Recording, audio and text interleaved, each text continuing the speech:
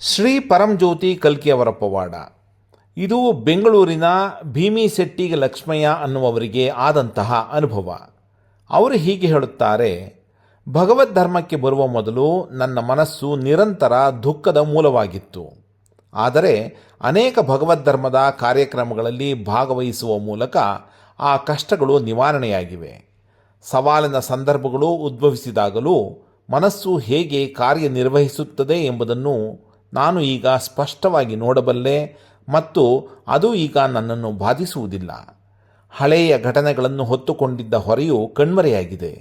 ನನ್ನ ಜೀವನದಲ್ಲಿ ಘರ್ಷಣೆಗಳು ಮತ್ತು ಗೊಂದಲಗಳು ಮಾಯವಾಗಿವೆ. ಹಿಂದೊಮ್ಮೆ ನನ್ನ ನಿರಂತರ ಒಡನಾಡಿಯಾಗಿದ್ದ ಹೋಲಿಸುವಿಕೆಯ ಅಭ್ಯಾಸವು ಸಂಪೂರ್ಣವಾಗಿ ಮರೆಯಾಗಿದೆ.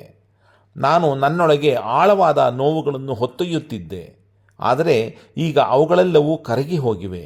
ಅಪರೂಪವಾಗಿ ನೋವು ಮೂಡಿದಾಗಲೂ ಅದು ನನ್ನನ್ನು ಕಾಡುವುದಿಲ್ಲ. ನಾನು ಅದರ ಬಗ್ಗೆ ಅರಿವನ್ನು ತಂದ ಕ್ಷಣ ಅದು ಹಾಗೆಯೇ ಕರಗಿ ಹೋಗುತ್ತಿದೆ. ನನ್ನ ಜೀವನದಲ್ಲಿ ಯಾವುದರ ಬಗ್ಗೆಯೂ ನನಗೆ ಅಪರಾಧ ಭಾವನೆ ಇಲ್ಲ ಮತ್ತು ಭವಿಷ್ಯದ ಭಯದಿಂದ ನಾನೀಗ ಬಂದಿಯಾಗಿಲ್ಲ. ನನ್ನನ್ನು ಹಾಗೂ ಇತರರನ್ನು ಕುರಿತು ನಾನು ಮಾಡುವ ತೀರ್ಪುಗಳು ಸಂಪೂರ್ಣವಾಗಿ ಕಣ್ಮರೆಯಾಗಿವೆ. ನನ್ನ ಆಲೋಚನೆಗಳು ಗಮನಾರ್ಹವಾಗಿ ನಿಧಾನಗೊಂಡಿವೆ ಮತ್ತು ಈಗ ಅವುಗಳ ಬಗ್ಗೆ ಸಾಕಷ್ಟು ಅರಿವು ಇದೆ. ಯಾವುದೇ ಆಲೋಚನೆಗಳು ಹುಟ್ಟಿಕೊಂಡರೂ ಅದರೊಂದಿಗೆ ಜೊತೆಯಾಗುವುದಾಗಲಿ ಅಥವಾ ಸಂಬಂಧ ಹೊಂದುವುದಾಗಲಿ ಇಲ್ಲವಾಗಿದೆ. ಹೆಚ್ಚಿನ ಸಮಯ, ವಿಶೇಷವಾಗಿ ನಾನು ಶ್ರೀಮೂರ್ತಿಯ ಮುಂದೆ ಕುಳಿತಾಗ ಅಥವಾ ಭಜನೆಯಲ್ಲಿ ಮುಳುಗಿದಾಗ, ನನ್ನೊಳಗೆ ಆಳವಾದ ನಿಶ್ಶಬ್ದತೆ ಮತ್ತು ಅನಾಯಾಸವಾಗಿ ಪರಿಶುದ್ಧ ಆನಂದವು ಸಹಜವಾಗಿಯೇ ಹೊರಹೊಮ್ಮುತ್ತಿದೆ. ಶ್ರೀ ಪರಂಜ್ಯೋತಿ ಭಗವತಿ ಭಗವಾನರ ಅತ್ಯಂತ ಶಕ್ತಿಯುತ ದಿವ್ಯ ಉಪಸ್ಥಿತಿಯನ್ನು ನಾನು ಅನುಭವಿಸುತ್ತಿದ್ದೇನೆ.